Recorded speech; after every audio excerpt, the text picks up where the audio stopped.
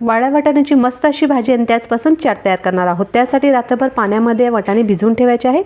त्यातील पाणी काढून स्वच्छ 2 पाण्याने धुवून घ्यायचं आहे। त्यामध्ये पाणी घालायचं आहे, अर्धा चमचा मीठ घालायचं आहे, 2 बटाटे यामध्ये ठेवून हे सर्व शिजवून घ्यायचं आहे।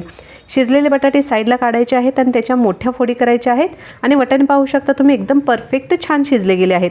त्याचबरोबर एक मोठा कांदा, एक मोठा टोमॅटो बारीक चिरून घेतले आहेत, आलं लसूण मिरचीची पेस्ट घेतली आहे। मसाल्यांमध्ये 2 चमचे तिखट, अर्धा चमचा हळद, 1 चमचा गरम मसाला, 1 चमचा धने पावडर, अर्धा चमचे जिरे पावडर, अर्धा चमचे मीठ हे घ्यायचं आहे। कढईमध्ये 4 ते 5 चमचे तेल घालायचं आहे। तेल गरम झाल्यानंतर यामध्ये अर्धा चमचे मोहरी, अर्धा चमचे जिरे, आलं लसूण मिरचीची पेस्ट, कांदा घालायचा आहे, टोमॅटो घालून घ्यायचा आहे। कांदा टोमॅटो सॉफ्ट होईपर्यंत भाजून घ्यायचा आहे। घेतलेले मसाले सर्व यामध्ये घालायचे आहेत। मसाले जळू नये त्यासाठी थोडंसं पाणी घालायचं आहे। आता यामध्ये शिजवून घेतलेले वाटाणे घालायचे आहेत।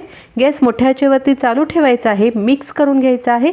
आवश्यकतेनुसार थोडं पाणी घालून चिरून घेतलेले उकडून घेतलेले बटाटे आहेत ना ते यामध्ये घालायचे आहेत। अशा प्रकारे मस्त अशी झणझणीत छान चवीची भाजी तयार झाली आहे। आता हीच भाजी प्लेटमध्ये घालून घ्यायची आहे। भाजी प्लेटमध्ये घातल्यानंतर याच्यावरती बारीक चिरलेला कांदा, बारीक चिरलेले टोमॅटो, कोथिंबीर आणि अर्धा लिंबू पिळून घ्यायचा आहे। अशा प्रकारे मस्त अशी वाटाण्याची भाजी आणि भाजीपासून चाट तयार होतो।